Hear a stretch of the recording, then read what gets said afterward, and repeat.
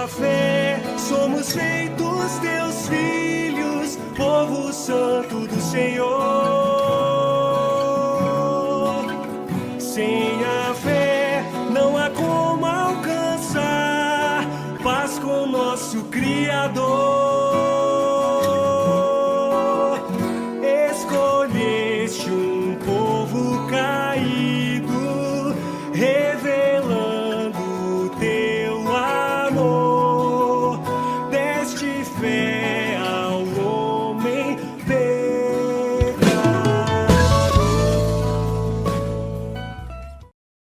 Bom dia, meus irmãos, que a graça, a paz e a maravilhosa bondade do Senhor seja com todos. Bem-vindos a mais uma transmissão, bem-vindos a mais um culto. Estamos juntos para cultuarmos a Deus, para exaltarmos o nome do nosso Senhor. Hoje é domingo, dia do Senhor, e eu quero convidar a todos para ficarem atentos, reúna a sua família, aqueles que estão com a família, concentre-se, aquele que está sozinho, aquela pessoa que está sozinha, e vamos juntos cultuar ao Senhor. Que alegria podermos estarmos juntos mais um domingo. Que maravilha, que bênção. Meus irmãos, nós vamos ler hoje o Salmo de número 6. Em cada culto nós lemos o Salmo pela sequência, e nós não escolhemos aleatoriamente o Salmo, mas nós seguimos a sequência. E hoje a leitura é a leitura do Salmo de número 6. Então eu convido a todos para acompanhar. Você que tem a sua Bíblia, pode abrir ou acompanhe na projeção que vai estar aí na tela, ou ouça simplesmente. Nós usamos a versão Almeida, revista e atualizada. Vamos ler então, acompanhe a leitura. Salmo 6. Senhor, não me repreendas na tua ira, nem me castigues no teu furor. Tem compaixão de mim, Senhor, porque eu me sinto debilitado. Sara-me, Senhor, porque os meus ossos estão abalados. Também a minha alma está profundamente perturbada. Mas tu, Senhor, até quando? Volta-te, Senhor, e livra-me a alma. Salva-me por tua graça, pois na morte não há recordação de ti. No sepulcro, quem te dará louvor? Estou cansado de tanto gemer, todas as noites faço nadar o meu leito de lágrimas o alago. Meus olhos de mágoa se acham amortecidos, envelhecem por causa de todos os meus adversários. Apartai-vos de mim, todos os que praticais a iniquidade, porque o Senhor ouviu a voz do meu lamento. O Senhor ouviu a minha súplica.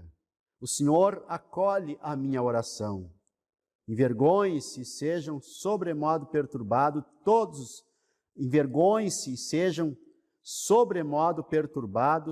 todos os meus inimigos. Retirem-se de súbito, cobertos de vexames. Meus irmãos, nesse salmo, o autor do salmo, o salmista Davi, ele recorre a Deus, suplicando por graça, por misericórdia, suplicando por compaixão, porque ele sentia-se muito debilitado devido a alguma enfermidade. E é exatamente esta oração, meus irmãos, que nós podemos fazer quando estamos fracos, quando estamos debilitados. Devemos recorrer à compaixão e à misericórdia do Senhor. Aliás, nós devemos recorrer à compaixão e à misericórdia do Senhor, à bondade do Senhor, à graça do Senhor em todo e qualquer momento da nossa vida. Porque o nosso Deus é um Deus de compaixão, é um Deus de graça, é um Deus de misericórdia. Vamos orar no início do nosso culto. Senhor Deus eterno, nós louvamos o Teu nome, nós bendizemos o Teu nome, nós glorificamos o Teu nome. Reconhecemos, Senhor, a Tua soberania, reconhecemos que Tu és o nosso Deus, o Deus Criador dos céus e da terra, o nosso Pai, o Pai de nosso Senhor Jesus Cristo, o Deus que ressuscitou ao Senhor Jesus Cristo dentre os mortos, o Deus que enviou o Espírito Santo para estar conosco, para estar com a igreja. A Ti, ó Deus eterno, nós invocamos, a Ti nós suplicamos, Senhor, que o nosso culto seja abençoado, nosso culto a Ti, porque é a Ti somente que nós cultuamos. Nossos irmãos reunidos, todos juntos, todos aqueles que nos assistem nesse momento, que cultuam conosco, Senhor, eles estão cultuando, Senhor, para a glória do Teu nome. A igreja no mundo inteiro te cultua, te bendiz esse dia, para que o Teu nome seja glorificado. Tu és o nosso Deus, o Senhor da nossa vida, o Senhor da igreja, o Pai de nosso Senhor Jesus Cristo, o Deus que ressuscitou o Senhor Jesus Cristo entre os mortos. Seja conosco, Senhor, e nos abençoe neste culto, em nome do Senhor Jesus. Amém. Amém. Vamos cantar alguns louvores. Eu peço que aqueles que estão em casa acompanhem conosco, cante conosco, não apenas acompanhe, mas cante conosco, louvando ao nosso Deus, exaltando ao nosso Deus, juntamente com os irmãos que vão cantar os louvores a Deus.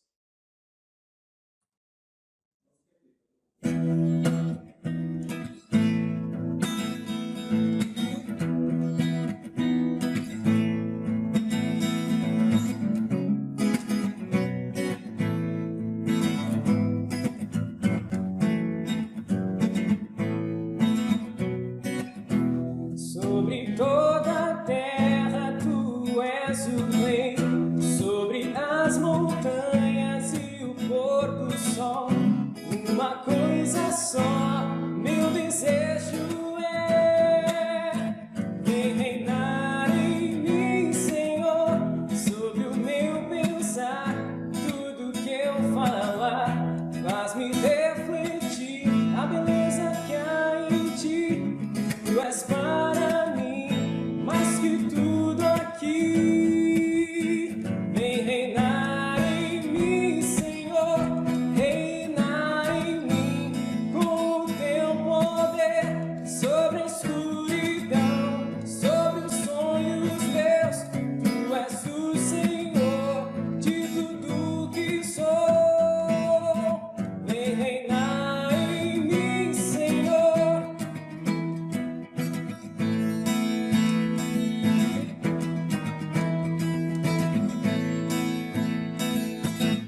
Sobre toda a terra tu és o rei, sobre as montanhas e o pôr do sol. Uma coisa só, meu desejo é vem reinar em mim, Senhor, sobre o meu pensar.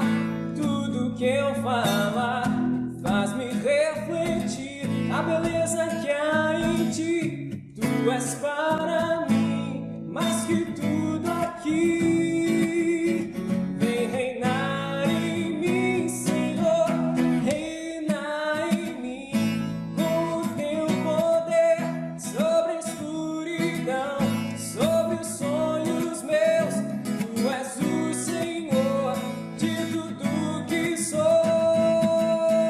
Vem reinar em mim, Senhor, reinar em mim com o teu poder sobre a escuridão, sobre os sonhos meus. Tu és o Senhor de tudo que sou. Vem reinar em mim, Senhor.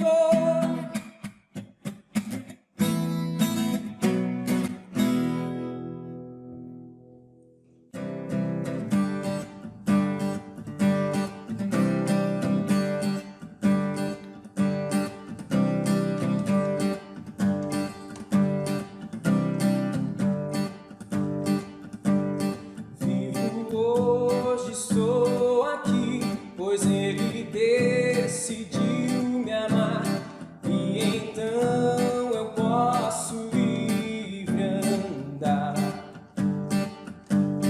O seu sangue sobre mim me comprou, me resgatou. Sem culpa, então me tornou. O passado já não mais tem poder, pois novo sou. Nele vou viver, posso amar. Toda morte, o sofrer, não me assusta. jamais, pois foi Ele quem venceu em meu lugar. Jesus Cristo, Rei dos Reis, nos trouxe a redenção, a esperança retornou, graça e paz nos revelou. Jesus Cristo, Rei dos Reis, nos trouxe a redenção, a esperança retornou, graça e paz nos revelou.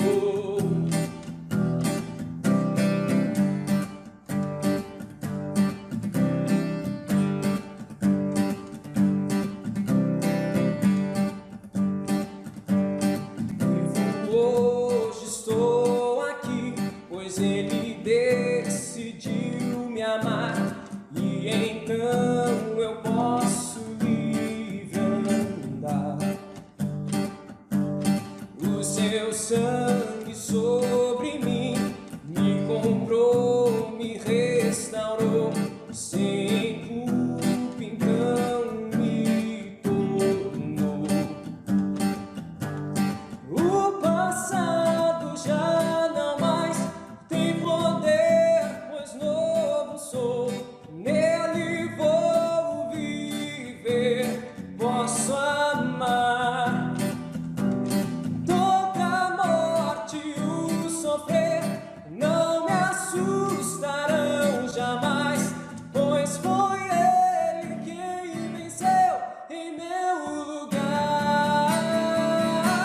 Jesus Cristo, Rei dos Reis, nos trouxe a redenção, a esperança retornou, graça e paz nos revelou.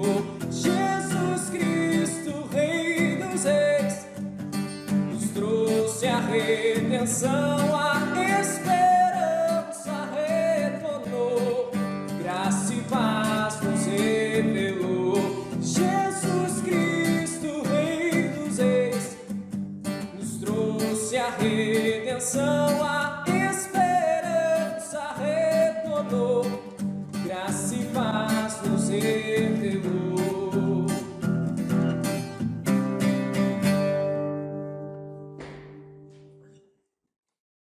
Graças a Deus pelos cânticos, graças a Deus pela igreja, graças a Deus pela igreja. A igreja é um milagre na terra, e a igreja, a nossa igreja e tantas outras igrejas pelo Brasil, pelo mundo afora, estão se reunindo não presencialmente, mas por meio de transmissões, a igreja sendo igreja nas casas, com as famílias, e isso também é uma bênção, porque nós devemos louvar ao Senhor por sua providência, por sua provisão, e considerar tudo parte da soberania de Deus. Nada escapa ao controle divino, nem mesmo esses períodos de crises, ou esse período tão caótico que nós estamos vivendo, nada escapa ao controle divino. Meus irmãos, nós vamos ao breve catecismo de Westminster, e nós começamos na semana passada as perguntas referentes à oração do Senhor, referente ao Pai Nosso. E hoje nós vamos ver a pergunta 101. No estudo do catecismo nós fazemos a pergunta e todos fazem a recitação juntos da resposta. Pergunta número 101, então. Pelo que oramos na primeira petição? Resposta: na primeira petição, que é: santificado seja o teu nome, pedimos que Deus nos habilite a nós e a outros a glorificá-lo em tudo aquilo em que se dá a conhecer, e que disponha tudo para a sua glória. Vamos fazer de novo. Pergunta 101. Pelo que oramos na primeira petição? Vamos todos responder juntos? Na primeira petição, que é: santificado seja o teu nome, pedimos que Deus nos habilite a nós e aos outros a glorificá-lo em tudo aquilo em que se dá a conhecer, e que disponha tudo para a sua glória. quero citar aqui os textos que acompanham a pergunta e resposta da pergunta 101 do breve catecismo de Westminster. O primeiro texto se encontra no Salmo 67, do verso 1 ao 3, que diz: Seja Deus gracioso para conosco e nos abençoe, e faça resplandecer sobre nós o rosto, para que se conheça na terra o teu caminho, e em todas as nações a tua salvação. Louve-te os povos, ó Deus, louve-te os povos todos. Também em Romanos capítulo 11, verso 36, diz assim: Porque dele, e por meio dele, e para ele são todas as coisas. A ele, pois, a glória eternamente. Amém. E Apocalipse capítulo 4, verso 11 diz: Tu és digno, Senhor e Deus nosso, de receber a glória, a honra e o poder, porque todas as coisas tu criaste. Sim, por causa da tua vontade vieram a existir e foram criadas. Meus irmãos, nessa segunda petição da oração do Senhor, santificado seja o teu nome, nós pedimos que o Senhor nos habilite a, em tudo, glorificar o seu nome, porque ao santificar o nome do Senhor, nós estamos reconhecendo e dando a Ele toda a glória, toda a honra que lhe é devida. E é dessa forma que nós devemos adorar ao nosso Deus. Vamos aos 10 mandamentos. Repitam comigo, então, vai estar aí também na projeção, cada um dos mandamentos. 10 mandamentos. Primeiro mandamento: não terás outros deuses diante de mim.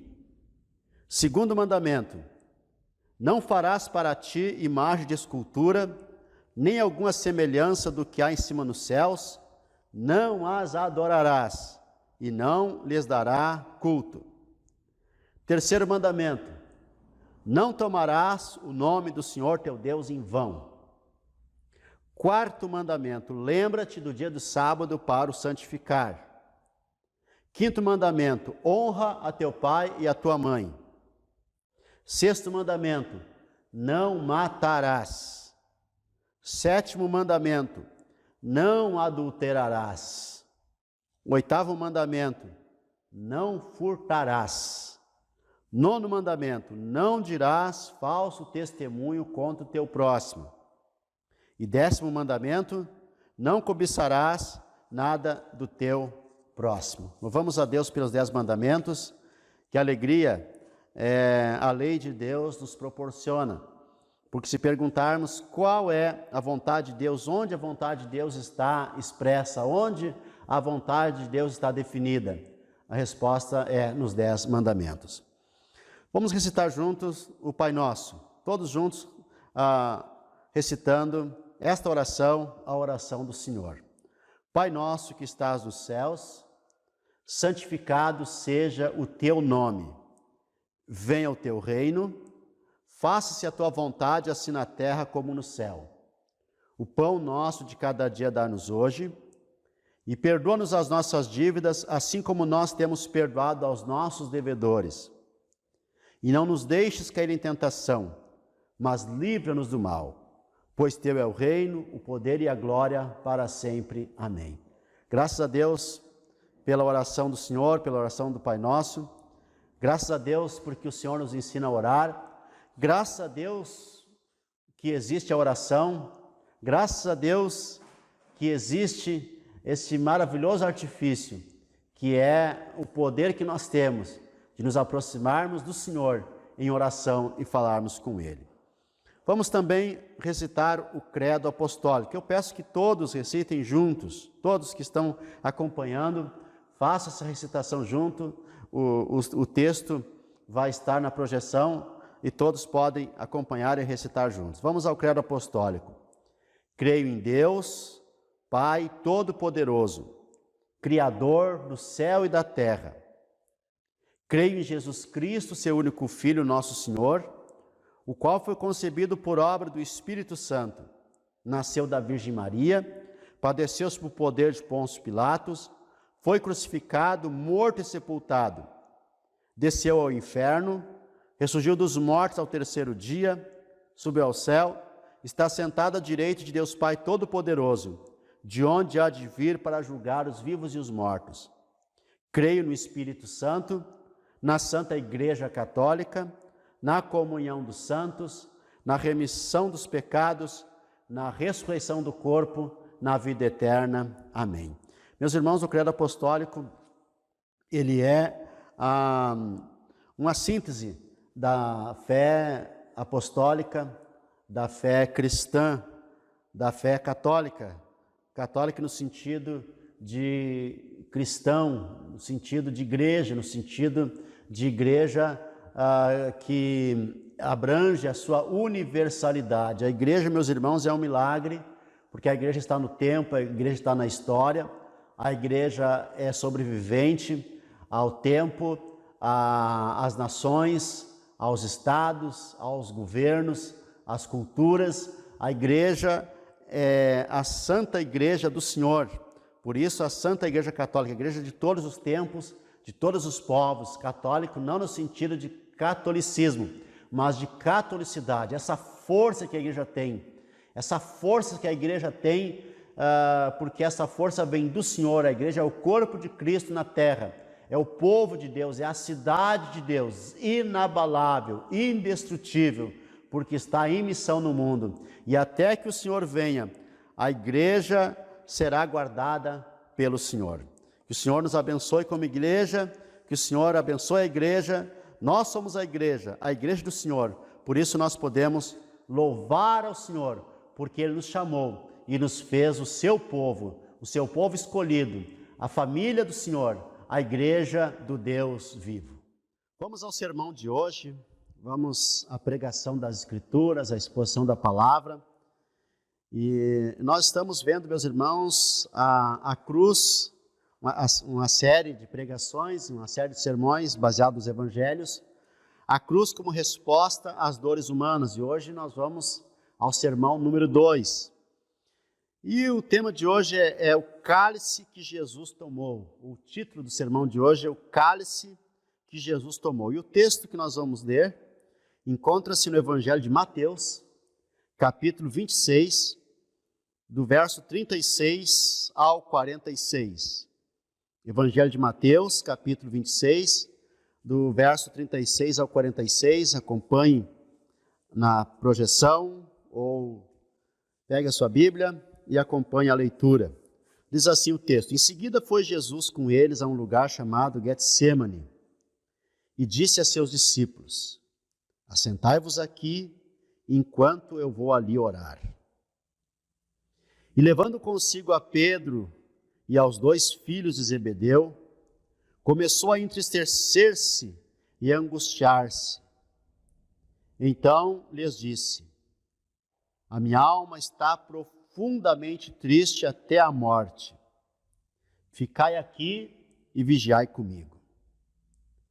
Adiantando-se um pouco, prostrou-se sobre o seu rosto, orando e dizendo: Meu Pai, se possível, passe de mim este cálice.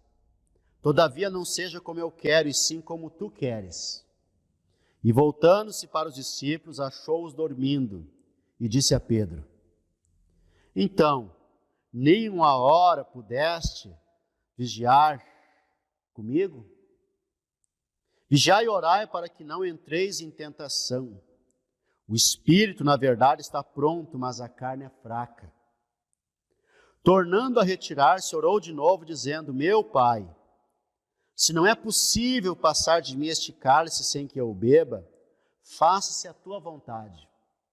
E voltando-se, achou-os outra vez dormindo, porque os seus olhos estavam pesados. Deixando-os novamente, foi orar pela 3ª vez, repetindo as mesmas palavras. Então voltou para os discípulos e lhes disse: Ainda dormis e repousais? Eis que é chegada a hora, e o Filho do Homem está sendo entregue nas mãos de pecadores. Levantai-vos, vamos, eis que o traidor se aproxima. Meus irmãos, chegou a hora de Jesus experimentar, beber o cálice que o Pai havia reservado para ele. E hoje nós vamos ver o que é este cálice. O que era o cálice que Jesus temia? O que era o cálice que Jesus não queria experimentar? Meus irmãos, após celebrar a ceia, onde Jesus institui a nova aliança, Jesus e os discípulos, eles se dirigem para o Monte das Oliveiras, onde havia um local chamado de Getsemane, que significa fábrica de óleo, ou lugar, né, da prensa do óleo. E ao chegar ali, meus irmãos, ele pede que os discípulos fiquem na entrada do jardim para que ele fosse orar. Ele levou 3 discípulos, Pedro, Tiago e João. Aqui diz Pedro e os 2 filhos de Zebedeu. E o texto diz, meus irmãos, e ele mesmo diz no texto, que ele estava triste até a morte. E quando Jesus entrou no Getsemane, ele sabia que a sua humilhação estaria começando. E ele sabia que ele seria levado à cruz. Interessante que o texto paralelo em João 18:4 nos diz que Jesus sabia tudo o que estava para acontecer. Jesus sabia tudo o que estava para acontecer. Sim, ele sabia. Jesus, por causa da sua divindade, ele sabia tudo o que estava para acontecer. Não era uma intuição apenas. Ele sabia, ele conhecia porque ele era Deus. Ele nunca deixou em nenhum momento de ser Deus. Então, nada nessa noite era acidental, nada foi acidental. Nada lhe veio como surpresa. Ele estava completamente ciente de tudo o que estava acontecendo. Nada, meus irmãos, nada, absolutamente nada do que aconteceu naquela semana, naquela noite, no outro dia na cruz, nada estava fora do controle dele, nada estava fora do controle do Pai. Jesus, o nosso Senhor, estava pronto. E antes de pisar naquele jardim, ele sabia do cálice amargo que ele teria que beber. Ele sabia. Na verdade, ele precisava daquele momento, ele veio para aquele momento. E ele se submeteria incondicionalmente, sem reservas, à vontade do Pai, para que o plano eterno da redenção fosse realizado. E neste relato, nós temos a mais terrível batalha, unindo a eternidade à história humana. Jesus veio ao mundo para aquela hora, Jesus veio ao mundo para aquele momento. E nesta oração no jardim, ele relata que ele experimentou completamente a profundidade da tristeza humana em tudo aquilo que ela significa. Ele experimentou a profundidade da tristeza humana em um grau em que nós não podemos imaginar. A pessoa mais triste do mundo, a pessoa que está mais triste hoje, ouvindo esse sermão, não imagina o que foi aquela dor de Jesus, aquela tristeza que Jesus experimentou. Porque ele estava naquele momento experimentando a angústia máxima da alma. Nunca saiu tanta tristeza da alma de uma pessoa como da alma de Jesus naquela noite. E é isso que nós vamos ver nesse texto, e nós vamos ver 4 aspectos dessa tristeza, dessa angústia, dessa agonia de Jesus nesse texto que nós lemos. No verso 37 nós vamos ver a sua profunda tristeza. Vemos aqui, meus irmãos, a sua profunda tristeza. Veja o verso 27, o que diz. E levando consigo a Pedro e aos 2 filhos de Zebedeu, começou a entristecer-se e a angustiar-se. E não existe uma palavra para explicar essa tristeza que Jesus sentiu. Aqui diz o texto, começou a entristecer-se e a angustiar-se. O termo aqui quer dizer que angustiar-se é uma palavra, meus irmãos, que traduz muito angustiado, extremamente angustiado, tomado por um terror, tomado por um pavor. Uma angustiante sensação de terror veio sobre o Senhor quando ele encarou o que o esperava. E ele confessa nesse texto, estou muito triste, ou estou numa tristeza mortal. Isaías capítulo 53, verso 3, nos diz que ele era homem de dores, experimentado no sofrimento. Então aqui, meus irmãos, nós vemos a tristeza profunda de Jesus. Jesus sentiu tristeza. Jesus teve a sua alma profundamente abalada por uma tristeza indescritível, uma tristeza profunda. E todas as pessoas que sentem tristeza, porque a tristeza é própria do ser humano, a tristeza é própria da alma humana, sabe o que eu estou falando. Porque o Senhor Jesus foi também um homem que se entristeceu muito. Mas tem uma saída. E no final desse sermão, nós vamos apresentar a saída para toda a tristeza humana.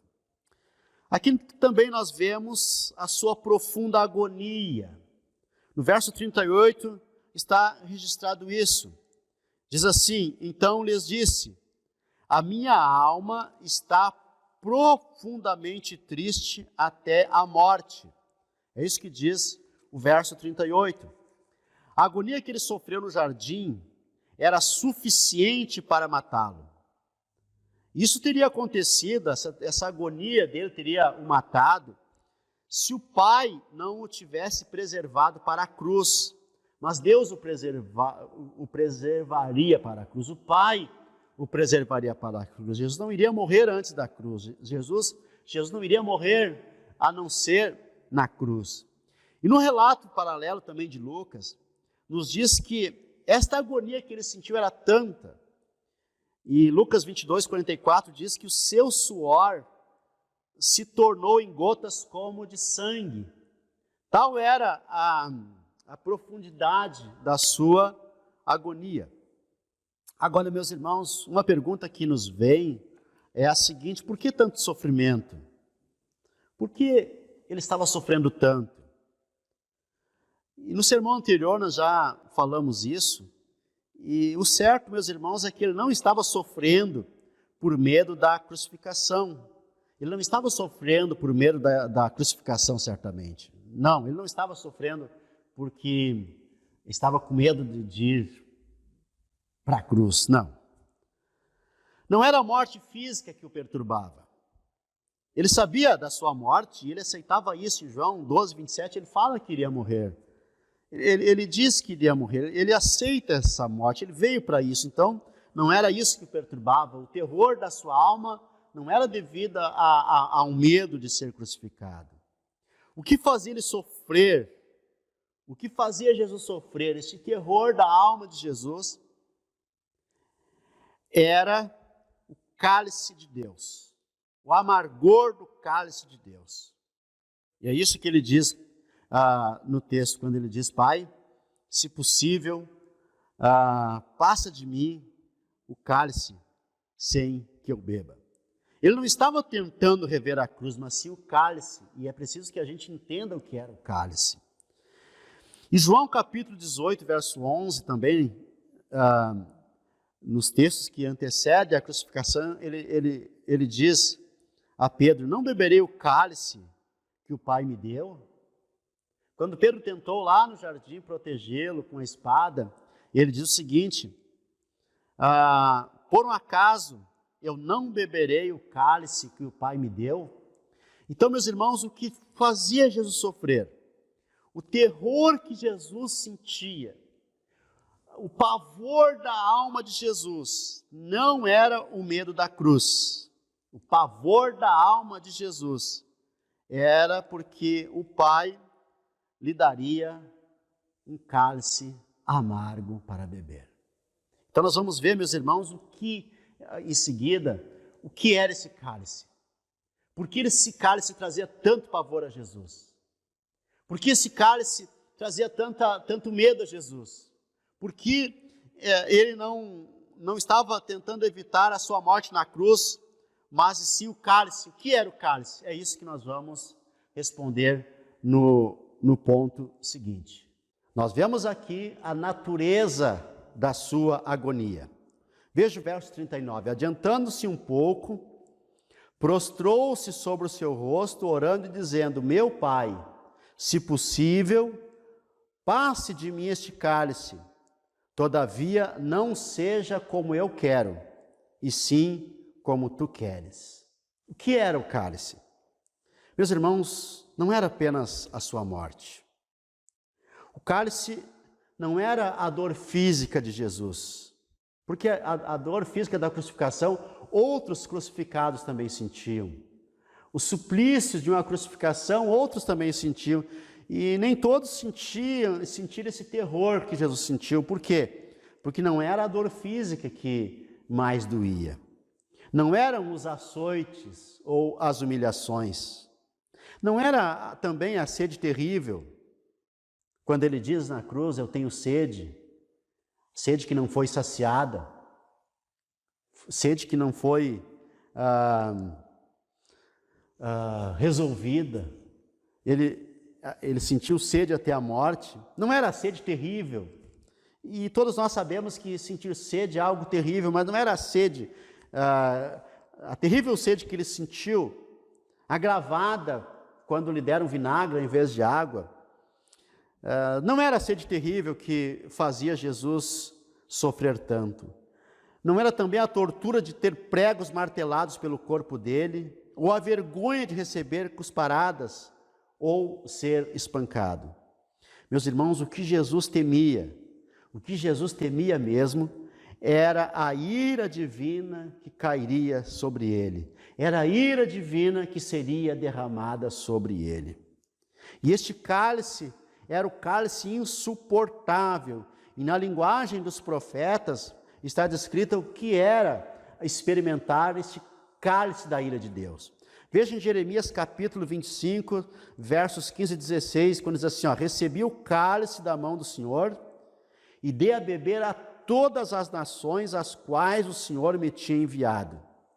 A Jerusalém, a cidade de Judá, aos seus reis e aos seus príncipes, para fazer deles uma ruína, objeto de espanto, de assobio e maldição, como hoje se vê. Aqui nós temos o que acontecia com a cidade quando ela experimentava o cálice da ira divina. Ela se transformava numa ruína, num objeto de espanto, num objeto de maldição. Este era o cálice da ira divina quando ela é jogada sobre uma nação, quando ela é jogada sobre uma cidade. Quando o Senhor fazia com que uma cidade bebesse do cálice da ira, era isso que acontecia. E Jesus experimentou exatamente este cálice. No mesmo capítulo 25 de Jeremias, os versos 27 e 28, diz assim, pois lhes dirás, assim diz o Senhor dos Exércitos, o Deus de Israel, bebei, embebedai-vos e vomitai, caí, e não torneis a levantar-vos por causa da espada que estou enviando para o vosso meio. Se recusarem a receber o cálice da tua mão para beber, então lhes dirás, assim diz o Senhor dos Exércitos, terei de bebê-lo. Irmãos, o juízo divino, o terrível juízo divino, era chamado de o cálice do Senhor. E foi este cálice que Jesus bebeu. Era este cálice que Jesus estava dizendo, Pai, se possível, passa de mim este cálice. Todavia, não seja feito como eu quero, mas sim como tu queres. O Pai estava para fazer duas coisas com ele. Em primeiro lugar, o Pai iria lançar todos os pecados do mundo inteiro sobre ele. E ao lançar todos os pecados do mundo inteiro sobre Jesus, a consequência seria que Jesus seria julgado pelos pecados do mundo inteiro. Então o Pai iria lançar todos os pecados do mundo sobre ele, iria julgá-lo pelos pecados de todo o mundo. Ou seja, Jesus, meus irmãos, ele foi julgado por cada uma das pessoas que seriam julgadas, ou seja, ele experimentou o julgamento não de um só, mas de todo mundo. Por isso Jesus não temia a dor da crucificação, ele não temia o que os homens pudessem fazer com ele, ele não tinha medo dos homens, mas no dia seguinte, esse era o medo, ele iria tirar os pecados de muito, como está escrito em Hebreus capítulo 9, 28. Naquele dia, na sexta-feira, quando ele seria crucificado, a plenitude da ira divina cairia sobre ele. Irmãos, a nossa mente não pode compreender isso de jeito nenhum. Deus viraria o rosto para ele e Cristo seria na cruz cobrado, amaldiçoado e condenado pelo Pai com toda a fúria divina contra o pecado. É isso que aconteceria na sexta-feira na cruz. Este era o cálice, esse seria o julgamento. Jesus enfrentaria o juízo divino. E em Isaías capítulo 53, verso 10, diz assim, foi da vontade do Senhor esmagá-lo e fazê-lo sofrer.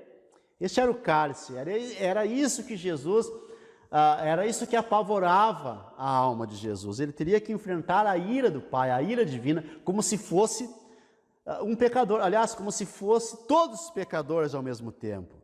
Ou seja, quando Cristo foi pendurado na cruz, ele estava carregando os pecados do seu povo e estava sofrendo a ira de Deus em favor deles, estava sofrendo a ira de Deus, não como uma pessoa, mas como todas as pessoas numa só. Lembra-se, meus irmãos, que em 2 Coríntios 5:21 diz, aquele que não conheceu o pecado, ele o fez pecado por nós. Ou seja, Deus atribuiu o nosso pecado a Cristo e o castigou em nosso lugar. Por isso a Bíblia diz, o castigo que nos traz a paz estava sobre ele.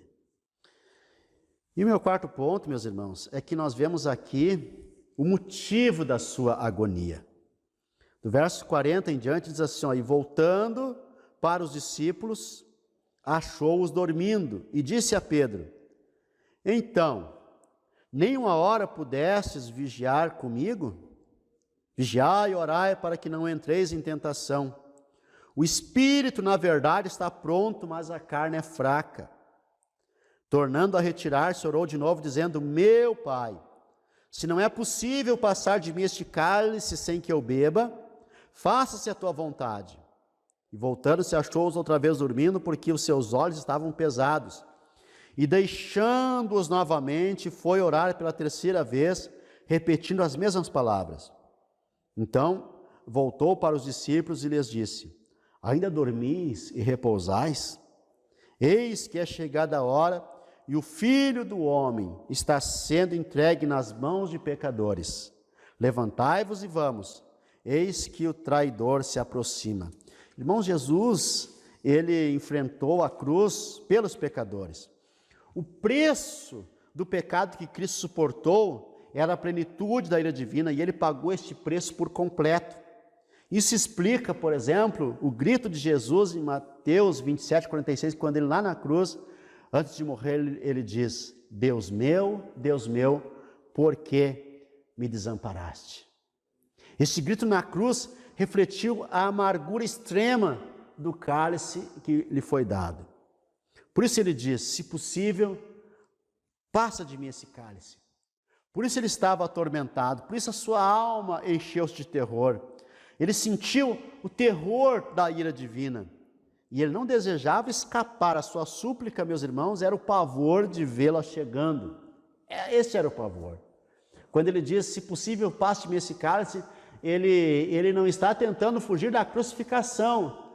Ele está intercedendo por ele mesmo e pedindo ao Pai sobre esse castigo que ele iria sofrer em favor dos pecadores. Ou seja, a dor de um crucificado era intensa, mas imagina a dor do juízo divino sobre ele. Era uma dor infinitamente superior a qualquer dor de qualquer outro crucificado.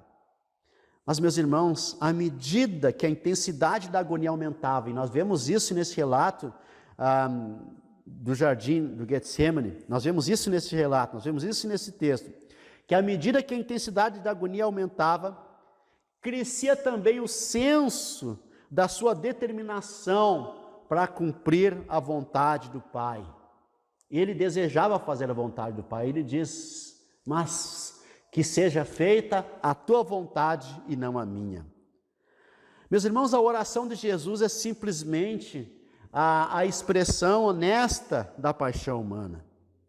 Porque nós devemos lembrar que ele era totalmente Deus, mas ele também era totalmente homem. Foi Deus que foi à cruz. Não foi só a parte humana de Jesus, porque a humanidade e a divindade de Jesus são inseparáveis. Elas não são separáveis e separadas. Elas formam a natureza do Senhor Jesus Cristo, a personalidade de Jesus, a pessoa de Jesus, a essência de Jesus. O próprio Senhor Jesus, ele era 100% homem em todo o tempo e 100% Deus em todo o tempo. Na cruz ele foi 100% Deus e ele foi para a cruz também como 100% Deus. Mas na cruz, meus irmãos, como homem, ele sentiu os terrores humanos. Ele sentiu dores humanas e sentiu dores divinas. Mas ele estava determinado a continuar a sua jornada rumo à cruz. E ele foi até o fim. Ele foi até o fim. Uma das grandes histórias que eu ouvi ultimamente, foi o Hobbit, a jornada deles em direção àquela montanha, e a determinação daqueles homens em enfrentar, eles sabiam que iriam enfrentar grandes desafios quando eles chegam numa floresta, por exemplo, e ali dizem, olha, essa floresta é amaldiçoada, essa floresta não tem como atravessar. Mesmo assim eles se impõem, eles vencem o medo, eles enfrentam grandes desafios. Meus irmãos, nós vimos aqui a determinação do Senhor Jesus em ir até o fim na sua jornada, e ele foi até o fim. Por isso, meus irmãos, eu quero dizer que sentir medo é humano. Nós não somos super-humanos. E Jesus não exige que sejamos super-humanos. Jesus não exige que neguemos ao medo. Jesus não exige que a gente se transforme em super-crentes. Nós não somos super-humanos. Nós não precisamos fingir que não temos medo. Nós não precisamos fingir que nós não temos ansiedade. Nós não precisamos fingir que nós não nos preocupamos, que nós nos preocupamos. Não precisamos fingir que nos preocupamos. Não precisamos fingir que nós temos ansiedade. Não precisamos fingir que temos medo. Não, nós não precisamos negar a vida e as dores da vida e aos problemas da vida. Meus irmãos, Jesus não exige de nós, Deus não exige de nós uma indestrutibilidade. Não, meus irmãos. O que nós temos que fazer é o seguinte: viver a nossa humanidade com tudo aquilo que ela se apresenta. Meus irmãos, óbvio que nós temos medo, óbvio que nós precisamos vencer o medo, óbvio que nesses tempos, em tempos que somos assaltados por tantas coisas, por tantas inseguranças. Outro dia alguém disse, o futuro sempre é incerto, mas mais do que nunca hoje é incerto. E não é uma frase de quem está apavorado, desesperado, não, é uma frase humana. Jesus no Getsemane ele foi humano. Agora, o que nós temos que fazer é o seguinte, duas coisas eu quero trazer para nós, a título de aplicação, a título de vida prática, duas coisas. Primeiro, sabendo de tudo que ele enfrentou, sabendo de tudo que Jesus enfrentou, nós devemos enfrentar o que temos que enfrentar, crendo que ele está conosco. A gente não vai enfrentar a vida sem medo. Quando nós ficamos doentes, muito doentes, meus irmãos, nós temos medo, o medo de não voltar de um hospital, o medo de um parente não voltar de um hospital, ele existe. Nós não precisamos fingir que está tudo bem. Algumas pessoas acham que, por causa daquele relato lá do profeta, quando ele pergunta, vai tudo bem contigo, com aquela mulher que perdeu o filho, e ela diz, vai tudo bem. Quando ela diz isso, mas na verdade ela não está fingindo, ela não está negando a dor. Ela está em busca de uma solução, em busca de uma resposta, não é um tudo bem aleatório, negacionista, não, meus irmãos. Nós temos que enfrentar o que temos que enfrentar, crendo que Ele está conosco, e se tivermos medo, Ele está conosco. E se a nossa alma estiver apavorada, Ele está conosco, e é nele que nós vamos vencer o pavor, é nele que nós vamos vencer o medo, é com Ele que nós vamos vencer o medo, não é sozinho. Não é se afundando numa depressão, não é negando a dor, mas enfrentando a dor, crendo que Ele está conosco. Aquele que sentiu a maior dor está conosco. Em segundo lugar, meus irmãos, sabendo que Ele venceu, nós devemos perseverar, porque Ele não apenas nos acompanha, mas o poder da sua vitória, uma vez que foi por nós em nosso lugar, nos faz mais que vencedores nele. Meus irmãos, a perseverança é a nossa vitória. A própria palavra nos diz que é na perseverança que ganhareis as vossas almas. Não é negando, mas também, meus irmãos, não é desistindo. Nós não podemos desistir se alguém perdeu o emprego, se alguém está se sentindo falido, se alguém está se sentindo doente, se alguém está pensando em morrer, se alguém está pensando em tirar a vida. Não é essa a solução, é perseverando, é se levantando, é sabendo que Ele está conosco, é sabendo que não apenas Ele venceu, meus irmãos, não apenas Ele morreu por nós, Ele não apenas nos acompanha, mas o poder da sua vitória, uma vez que foi por nós, e uma vez que foi em nosso lugar, a Bíblia diz, nos faz mais que vencedores nele.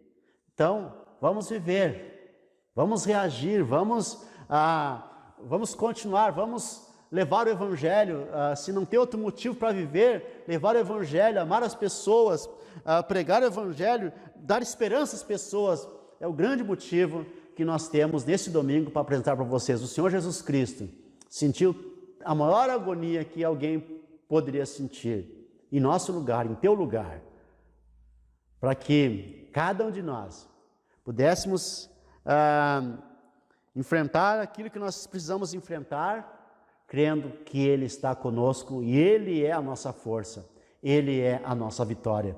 E não há vitória em outro lugar, não há vitória em outro lugar. Vamos orar. Senhor Deus eterno, nós te louvamos, nós te bendizemos, nós te glorificamos. Senhor, eu apresento a Ti esta pessoa que está sofrendo, essa pessoa que está com medo, este pai, essa mãe, esse jovem, esse adolescente, quem sabe este pastor até mesmo, quem sabe essa família inteira. Meu Deus, tanto medo existe nas pessoas, de todas as formas e de toda a espécie. Mas neste domingo, Senhor, eu oro, nesse sermão, ao findar esse sermão, eu te peço luz para este coração em trevas.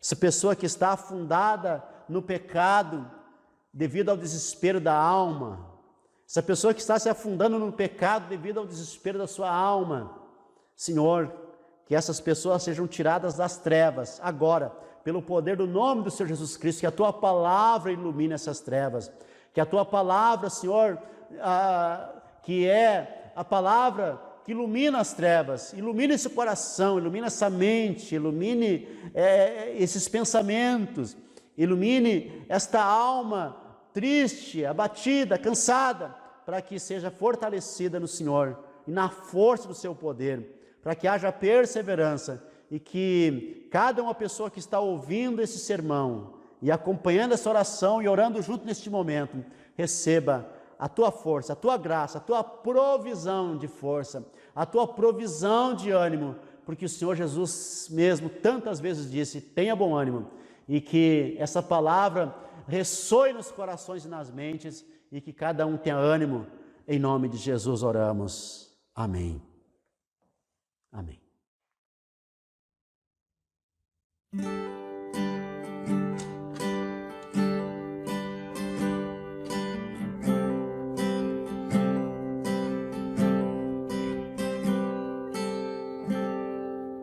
Ele não tinha qualquer beleza ou majestade pra nos atrair.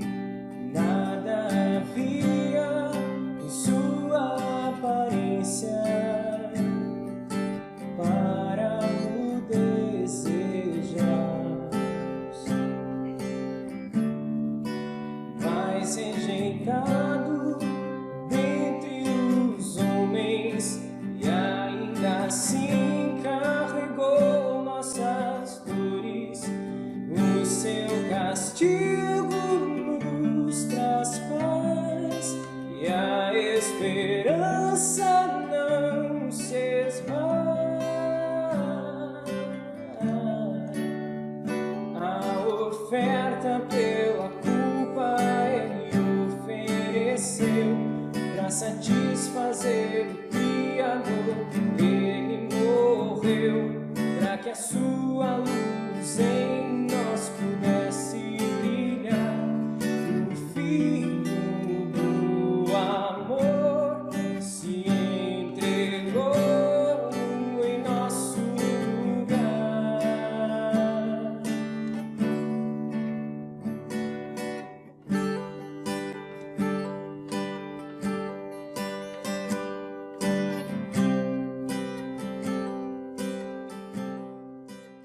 Louvamos a Deus por sua bondade, por seu amor, por sua graça, por sua infinita misericórdia, por sua benevolência. Meus irmãos, nós somos a Capela Missional, Igreja Cristã de Confissão Reformada. O nosso endereço é na rua Nicolau Eli, 332, no bairro Jardim Floresta, em Porto Alegre. E os nossos cultos, em tempos normais, são aos domingos, às 10 horas da manhã. Depois que passar esse tempo de distanciamento, quando voltarmos aos cultos presenciais, você é nosso convidado. Quem ainda não participou de um culto com a gente, venha participar, venha conhecer a Capela Missional, venha participar de um culto, todos os domingos, às 10 da manhã. Então, depois que passar esse tempo de distanciamento, quando nós voltarmos aos nossos cultos presenciais, eu quero fazer um convite a todos vocês que ainda não vieram, que venham participar com a gente. Mas, meus irmãos, também quero trazer uma palavra, né, porque a gente ainda não sabe por quanto tempo nós vamos ficar sem os nossos cultos presenciais. A igreja, né, a Capela Missional, ela tem um entendimento de que o culto não presencial, culto online, o fato de nós não fazermos os cultos presenciais é um gesto de amor aos irmãos e de cuidado aos irmãos. Nós não estamos aqui porque algum decreto nos proibiu. Óbvio que existe o decreto, mas antes do decreto, nós estávamos tomando medidas quanto a isso.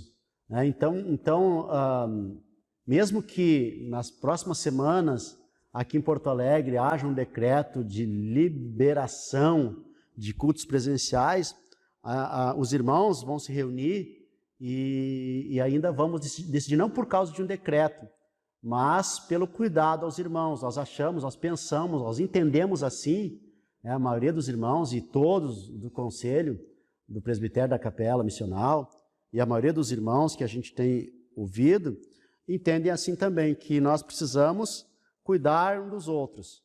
E mais importante, né, do que um decreto é o cuidado aos irmãos, é o amor aos irmãos. Então, nós estamos à disposição dos irmãos, todos aqueles que quiserem falar conosco, uma ajuda, alguma palavra, nós estamos sempre à disposição. Você pode nos encontrar nas redes sociais, através do Facebook, WhatsApp, enfim, nosso grupo é acessível, todo mundo sabe onde nos encontrar, e a igreja, a Capela Missional, está à disposição para atender os irmãos, ajudar os irmãos. A igreja não parou, a igreja não fechou, somente os cultos presenciais não estão acontecendo. Então, enquanto isso, desfrute de nossas transmissões e desfrute do nosso culto online. Meus irmãos, vamos orar a Deus para encerrar o nosso culto então. Senhor Deus eterno, nós te louvamos, nós te bendizemos e mais uma vez nós te glorificamos, Senhor. Te pedimos uma semana abençoada para todos os nossos irmãos, para todos que estão nos acompanhando. Que a tua boa mão seja com todos, que a tua graça seja com todos, que a tua benevolência alcance a todos, Senhor. Livra-nos do mal, livra-nos do maligno, Senhor. Guarda nossas crianças, guarda nossos filhos, Guarda os idosos, guarda os casais, guarda os solteiros, Senhor, guarda aqueles que são sós. Meu Deus, estende a tua poderosa mão. E também que haja saúde e que haja todas as provisões necessárias para cada um. Nós oramos em nome do Senhor Jesus Cristo, o nosso Deus, aquele que ressuscitou. Amém. Meus irmãos, a graça do Senhor Jesus Cristo e o amor de Deus e a comunhão do Espírito Santo sejam com todos vós. Vamos em paz. Fiquem na paz. Amém. Mais rejeitado dentre os homens, e ainda assim carregou nossas dores. O seu castigo nos traz paz, e a esperança não se esvai. A oferta pela culpa ele ofereceu, para satisfazer o Criador. Ele morreu, para que a sua luz em nós pudesse brilhar. O Filho do amor se entregou em nosso lugar. És o Cordeiro que pelos nossos pecados foi esmagado, sem dizer uma só palavra. Se entregou aos cravos, derramou sua vida até a morte, provando a ira amarga, para nos dar sua doce graça e nos fazer